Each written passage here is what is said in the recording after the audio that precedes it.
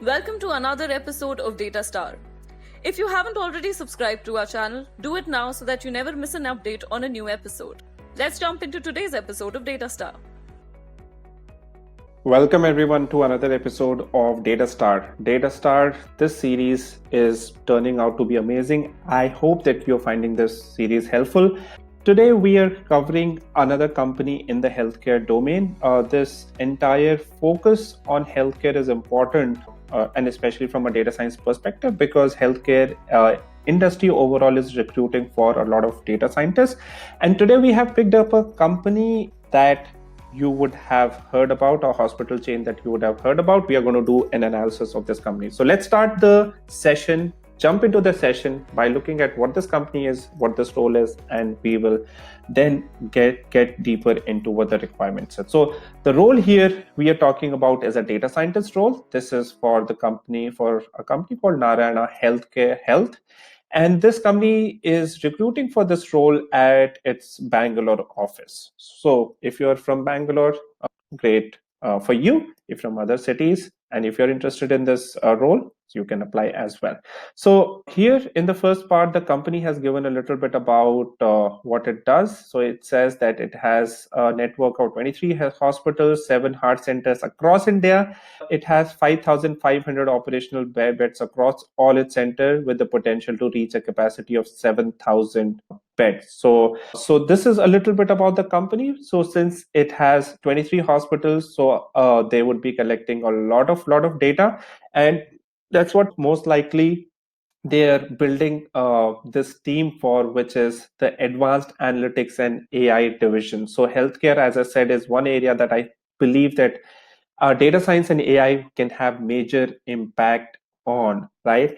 And that's what they're building their team for. This team has right now, as they write a little bit here, is that right now this team called Advanced Analytics and AI team has a passionate team is a passionate team of 10 people with background in analytics, business, statistics, and technology. And they have several challenging initiatives in the pipeline. The roadmap of this vertical is intense and exciting. They have given you a little bit about that. What they have also given you is that this data analytics division has made huge strides in the last 3 years. So most likely this was set up somewhere around 2017, when this entire noise around data analytics, etc., started gaining momentum. And since then, right now they have grown into a 10 people team, which is not bad, to be frank. So this is good progress. What is further given here is that as a data scientist, what you would be doing is that in this team will be 2-3 specific things. Yeah. Number one, you will be doing statistical and machine learning.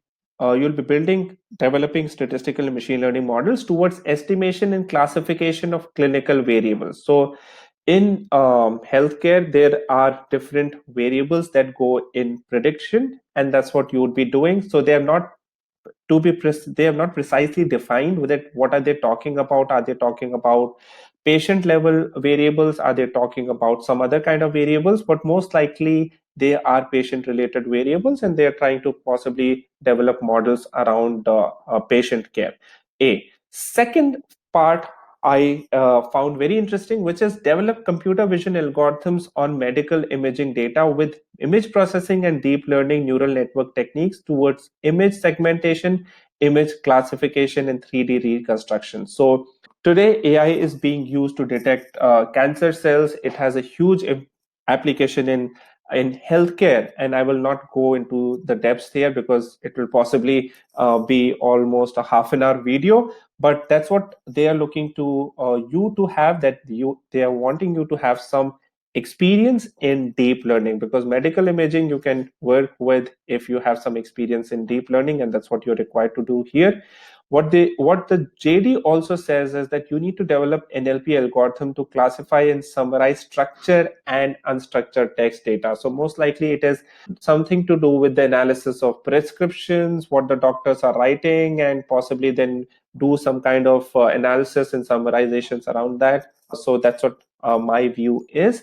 And customer feedback also, patient feedback here, because patients leave feedback, they would want to possibly automate it, and that's what I think is what they are looking for from the NLP point of view. So after this, what now they have done is they have written what you would be doing. You'll be interacting with clinicians and other functional experts to develop a reasonable understanding of the underlying clinical business concepts for the given problem domain. The candidate will then conceive, develop, deploy, validate, and evaluate models to accurately reflect the underlying concept. So basically, you will be doing stakeholder management here. In IT services companies, your stakeholders or the clients are your clients based out of Europe, US, etc. Here, your clients will be maybe the doctors. Your client may be patients. Your stakeholders could be the top management. It could be department heads, HODs of different departments, and that's what you will be dealing with here.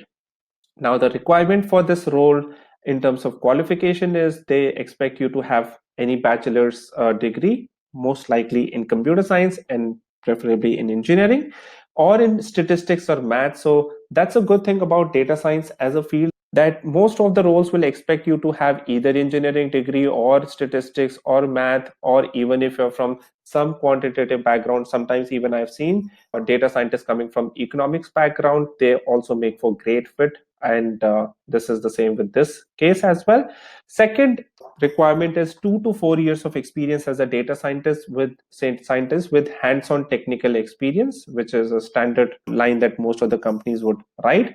In-depth experience understanding of statistical concepts, image processing techniques, ML and deep learning algorithms. Since there is the medical imaging part to this role, that's why they expect you to know deep learning algorithms also, right?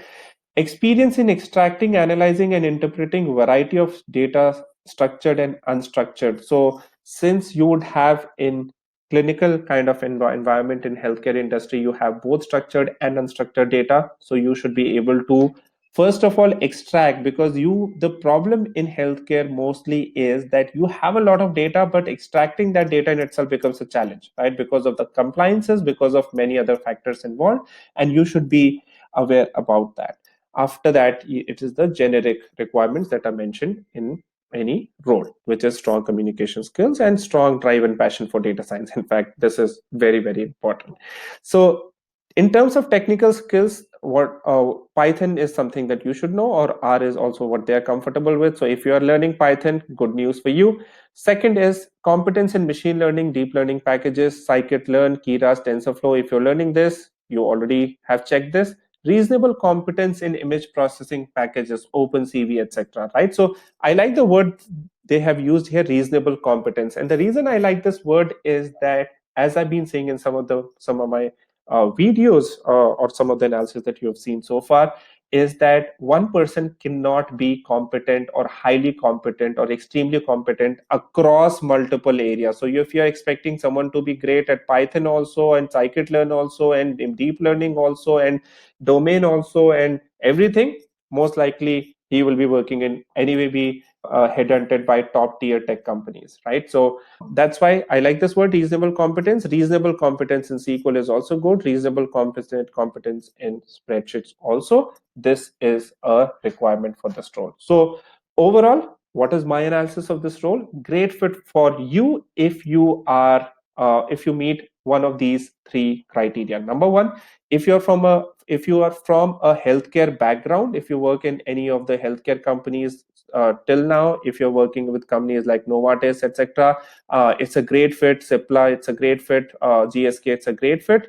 Number one, if you have this background, great fit for you. That demonstrates your interest and understanding of healthcare issues. If you have good knowledge of Python and machine learning techniques, and if you know deep learning also and if you have worked on projects, it's a great fit for you. Third is, if you have done solid projects in data science, it's a great fit for you. The seniority level of this role again is missing. We don't know whether this is a senior level position, mid senior level position, or it is a junior level position, here we go. Yeah, so I was just talking about that. I missed that totally. Associate level. So this is an associate level position. Most likely, if you're just starting out in data science, this is a great fit for you, but have great projects and make sure that you have at least 5 to 6 good quality healthcare projects on your resume that will attract Naryana Health to you, and most likely you'll be called for an interview. So good luck, apply for this role, and I hope that this analysis was helpful for you. If you want an analysis on a particular healthcare company that I might not have covered so far, let me know that by dropping an email to manav@inside.co. Look forward to seeing you in another episode. This was DataStar, and I hope that you are finding the series helpful. See you. Take care.